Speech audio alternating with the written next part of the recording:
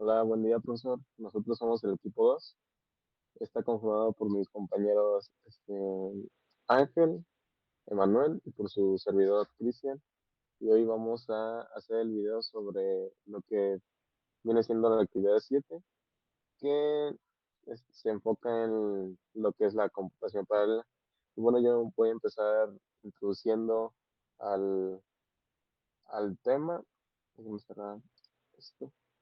Y bueno, ¿qué es la computación paralela? Esta computación es una forma de cómputo en la que se hace uso no solo de un procesador, sino de dos o más procesadores para resolver una tarea. Mientras que en la serial computing hay un problema y se lleva un procesador. En la computación paralela hay un problema, se divide en tareas. Y bueno, se le asigna una tarea a cada procesador y se hace menos tiempo. Y bueno, este, se basa en el principio según el cual algunas tareas se pueden dividir en partes más pequeñas y se pueden resolver simultáneamente. Pero bueno, no es tan fácil como se dice, sino que también se tiene que tener en cuenta que para diseñar un programa bajo los parámetros de la computación paralela se deben considerar diferentes cosas, como el tipo de arquitectura que se va a usar, eh, sus necesidades de tiempo y también necesidades de espacio, así como el mecanismo de programas de la programación paralela para que resulte ideal.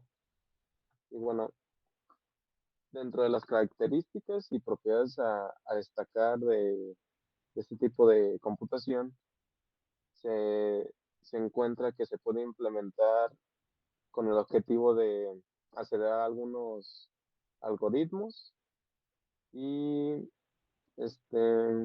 bueno, como se dijo anteriormente, se logra dividiendo las tareas en diferentes procesadores que trabajan simultáneamente. Y para esto se hace uso simultáneo de algunos componentes de procesamiento con el fin de dar solución a un problema y realizar la división del problema en partes iguales que son independientes. Y bueno, cada una de estas partes cada uno de estos elementos puede llevar a cabo la ejecución de su apartado del algoritmo de forma simultánea o en conjunto con los demás. Y bueno, algunos de los componentes pueden incluir recursos como ordenadores con múltiples procesadores o múltiples procesadores que están conectados a una red y están trabajando sobre una misma memoria.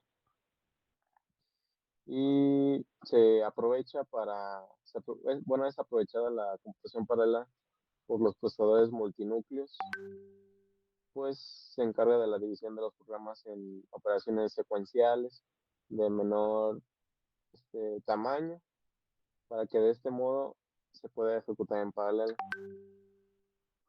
Y bueno, ¿en qué situaciones se puede usar la computación paralela o en dónde se usa más?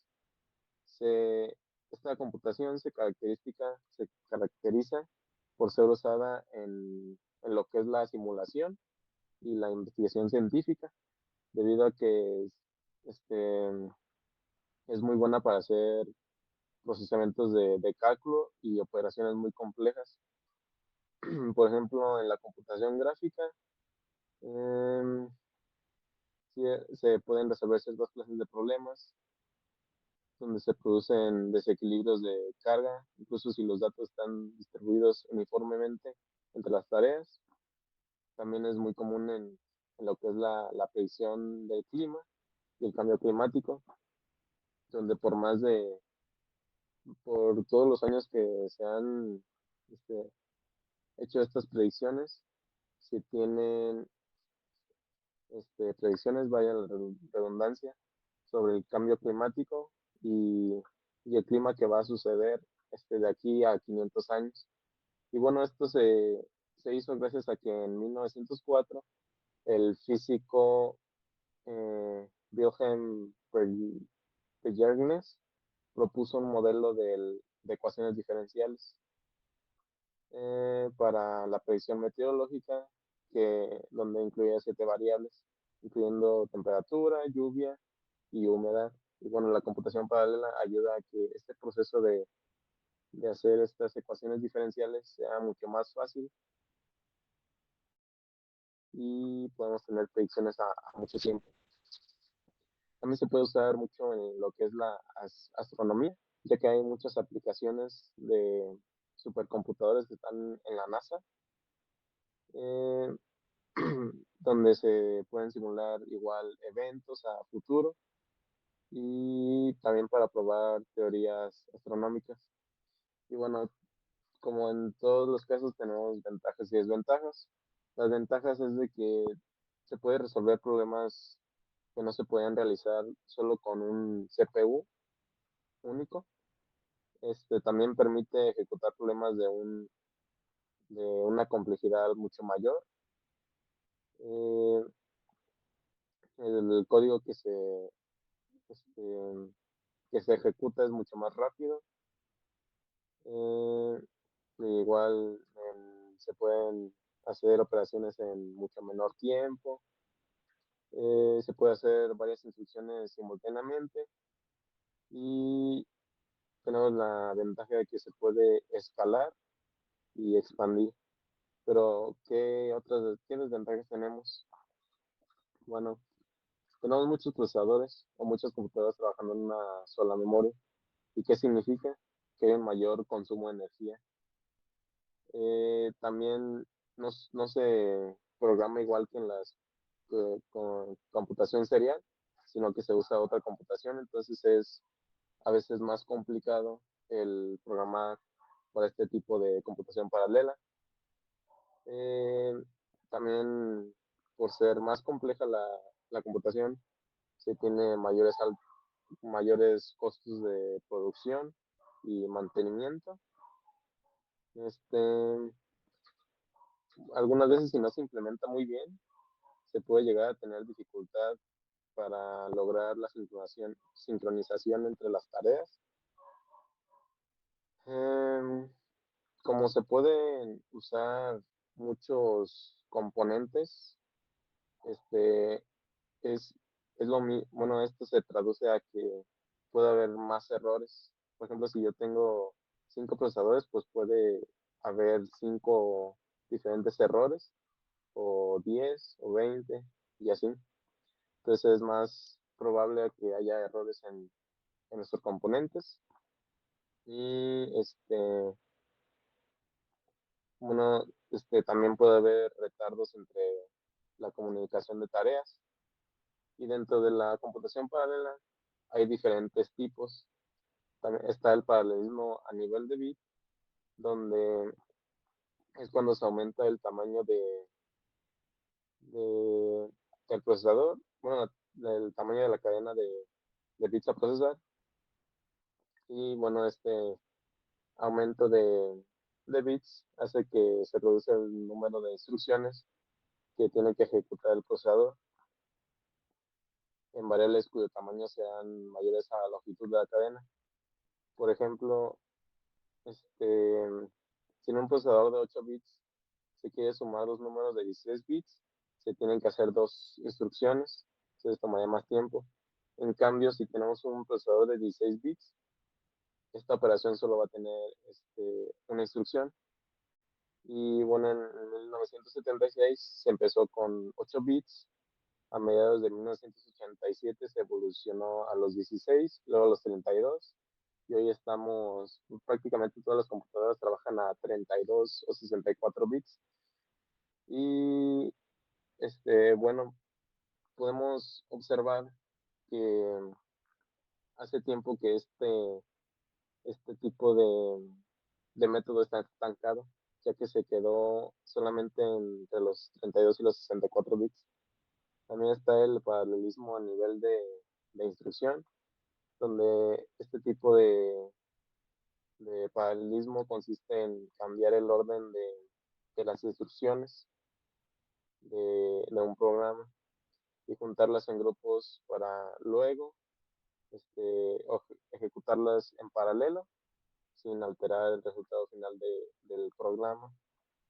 También tenemos el paralelismo a nivel de datos, donde cada procesador realiza la misma tarea sobre un conjunto independiente de datos.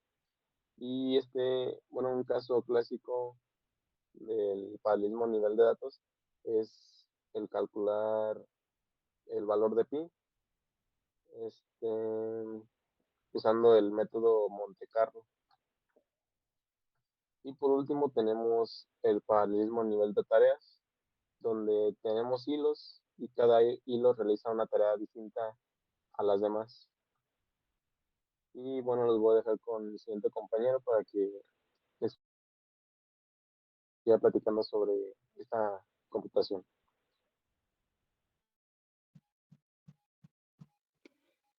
Bueno, ahora yo voy a explicar lo que es la tabla taxonómica de las arquitecturas paralelas, que, bueno, en este caso, la verdad desconocía muy bien cómo era una tabla taxonómica, pero esto hace referencia a una taxonomía, es todos los componentes o todas las propiedades que se derivan de algo en específico, por ejemplo, persona, color de piel, por ejemplo, de una persona se puede derivar, por ejemplo, su origen, su color de piel, a lo mejor su idioma y todo eso.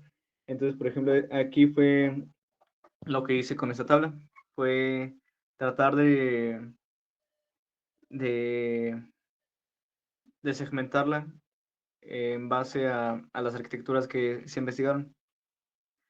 En este caso, la clasifiqué por niveles. Tenemos el nivel 1, que bueno, pues serían básicamente las arquitecturas paralelas. En el nivel 2 están los tipos de arquitecturas paralelas, que en este caso serían la de solo, bueno, la MIMD, la SIMD,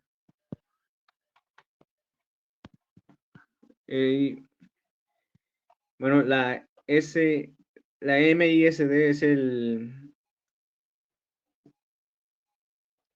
es la que manipula los datos y las instrucciones.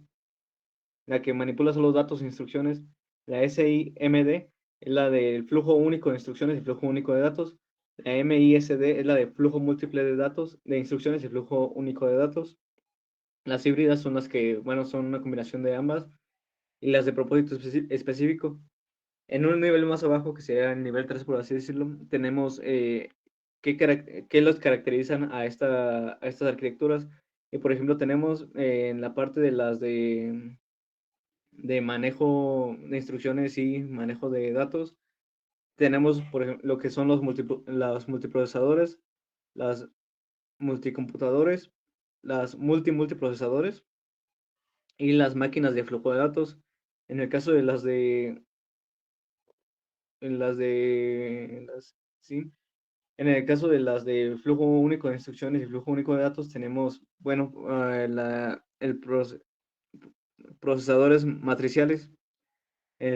Después tenemos en el caso de la flujo múltiple de instrucciones y flujo único de datos, tenemos los procesadores vectoriales segmentados y los arrays estáticos.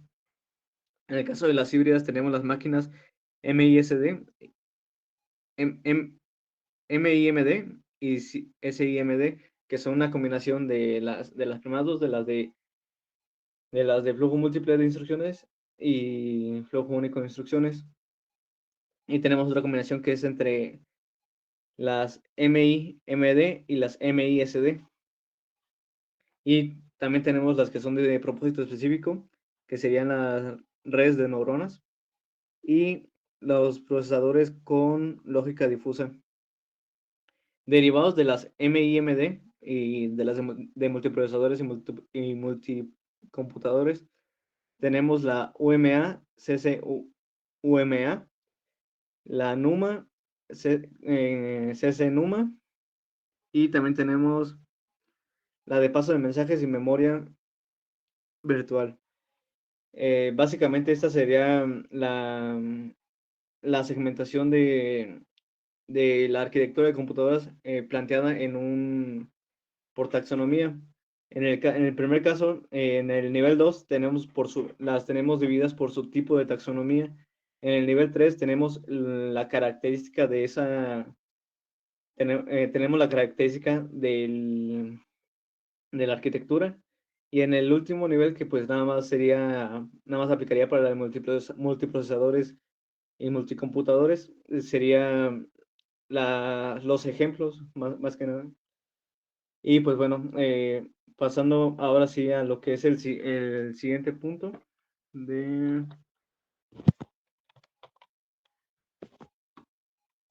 al punto que nos, que nos pide que expliquemos a detalle qué son y en qué consisten las arquitecturas de procesamiento secuencial. Bueno, básicamente estas arquitecturas mm, nos dicen que, bueno, las computadoras secuenciales se basan en el modelo introducido por von Neumann, es decir, que están basadas en la arquitectura von Neumann. Y por las limitaciones que esta tiene, se han desarrollado algunas estrategias para aumentar el rendimiento. En este caso, que aquí es donde entran las arquitecturas de procesamiento secuencial, ya que lo que hacen es que si tenemos una instrucción, la va a mandar a la cola de instrucciones hasta que la instrucción que está anterior a esa sea ejecutada, y ahora sí se puede ejecutar esa instrucción. A esta segmentación de instrucciones se le atribuye al pipeline, que pues bueno, básicamente lo que hace es lo que acabo de mencionar, que una instrucción que se tiene, si una instrucción está siendo ejecutada y se manda otra instrucción, lo que va a hacer es que la manda a la cola, y una vez que la instrucción anterior se termine de ejecutar, ahora sí se podrá ejecutar la nueva instrucción. También nos menciona que estas arquitecturas de procesamiento de lista secuencial lo que hacen es que se cuenta con un flujo de instrucciones que básicamente es un conjunto de instrucciones secuenciales que son ejecutadas por un único procesador, y un flujo de datos es el flujo secuencial de datos requeridos por el flujo de instrucciones. ¿Esto qué quiere decir? Que básicamente un procesador es el que se encarga de hacernos mm, toda la ejecución de instrucciones. Y después podemos ver que tenemos dos segmentaciones o dos segmentaciones diferentes de estas arquitecturas, que son las SISD y las MISD. En el caso de la SISD, que es el flujo único de instrucciones y flujo único de salida, podemos ver este diagrama que básicamente como podemos ver aquí, tenemos nuestro generador de instrucciones, y nuestro data pool, que es el del flujo de datos, y en medio tenemos el procesador, sí, el procesador. Entonces podemos ver que en este caso, por un único procesador, se relacionan las instrucciones y se ejecutan. Podemos ver que aquí solo se ejecutan a la vez. En el caso del MISD, que es el flujo múltiple de instrucciones y único flujo de datos, podemos ver que tenemos un, nuestro instruction pool, que es el que genera las instrucciones, nuestro data pool, y como podemos ver tenemos varios procesadores que en este caso se segmentan estas instrucciones. Entonces aquí lo que podemos ver es ya básicamente cómo de cierta manera se ejecuta el pipeline actúa, y es que se segmenta las instrucciones, y podemos ver que tenemos 4 instrucciones que tienen un único canal de salida. Ahora, pasando al punto de qué es y en qué consiste la taxonomía de Flynn. Bueno, la taxonomía de Flynn básicamente es una clasificación de arquitectura de computadoras propuesta por Michael J. Flynn en 1966. Como lo había comentado antes, una taxonomía es una manera de organizar o de distinguir, de caracterizar en base a ciertas propiedades a algo en específico. Por ejemplo, en este caso son las arquitecturas y, bueno, las arquitecturas paralelas. Mm, Y, ok. Y pues bueno, también tenemos que la taxonomía de Flynn algunas de las clasificaciones de la taxonomía de Flynn son las instrucciones y los datos. O sea, esto se refiere a que si es SISD, que sería, pues sí, como lo comentaba, una única instrucción y un único dato. También tenemos las SIMD, las de múltiples instrucciones y un dato, que serían las MISD. Tenemos también las de una instrucción y múltiples datos, SIMD, y múltiples instrucciones y múltiples datos, que serían MIMD. Cada una funciona de una manera distinta y, y lo que las diferencia a estas es que básicamente, por ejemplo, la SISD solo se ejecuta en una instrucción a la vez y se regresa un dato a la vez. En la MISD, que es la de múltiples instrucciones y un dato, se ejecutan, como su nombre lo dice, varias instrucciones y de esas instrucciones solo nos regresa un dato resultante. La, la SIMD, que es la de una instrucción y múltiples datos, se manda a ejecutar una instrucción que nos va a regresar, que nos va a dar como salida varios datos. La MIMD son aquellas que ingresamos múltiples instrucciones y también nos regresan múltiples datos. Y pues bueno, a grandes rasgos eso sería la taxonomía de Flynn. Y bueno, los dejo con mi compañero Emanuel.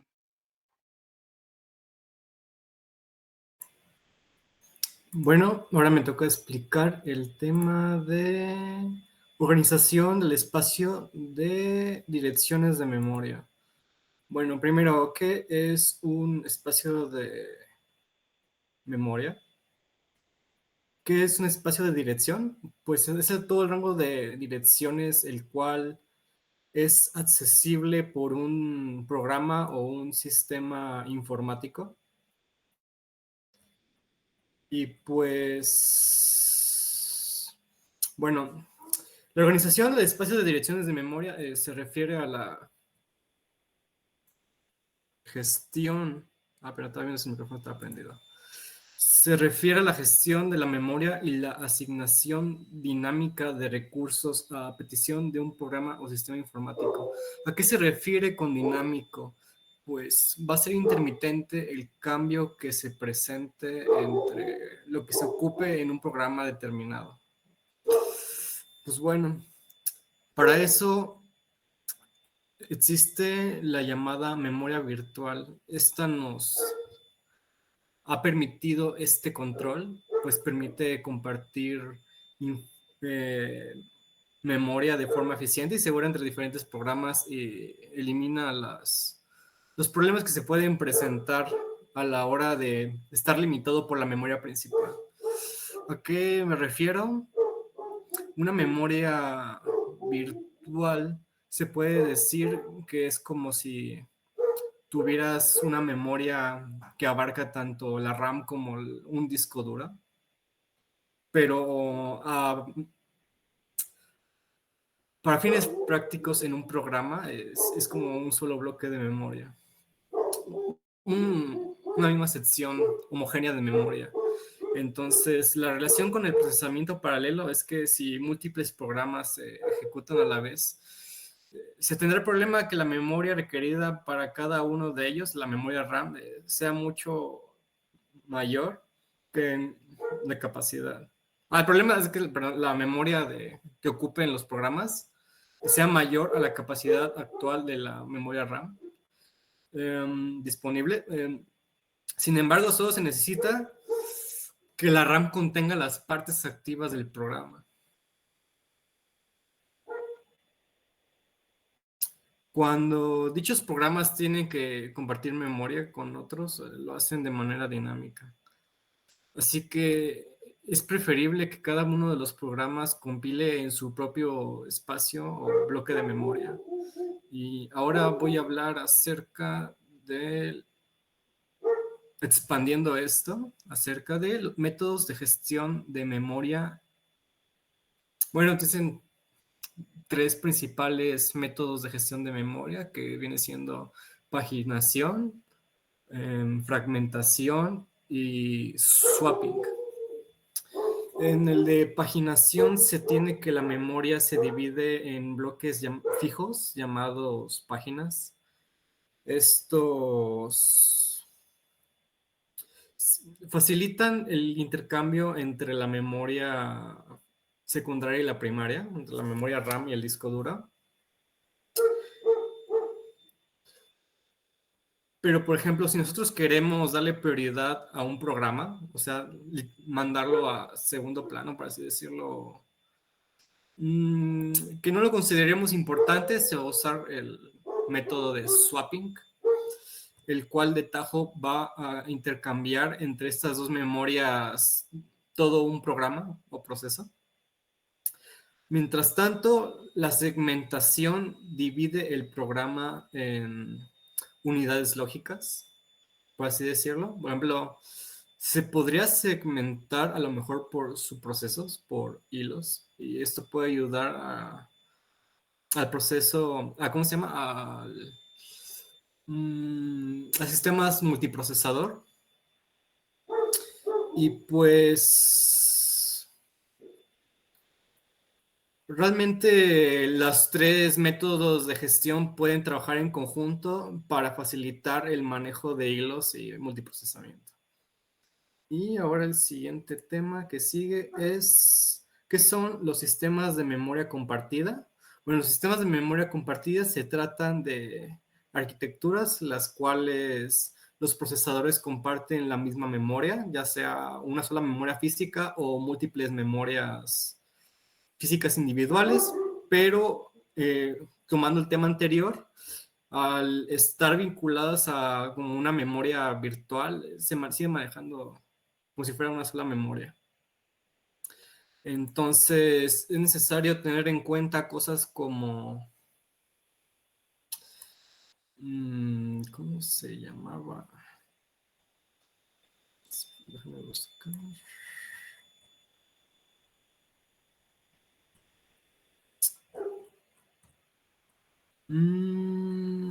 Como la sincronización, ya que se necesitan tener ciertas pautas a la hora de estar accediendo a datos en la memoria.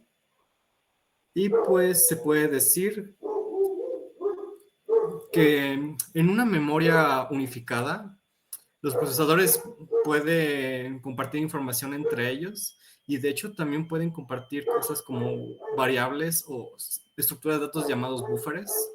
Así que sí, esto sería todo.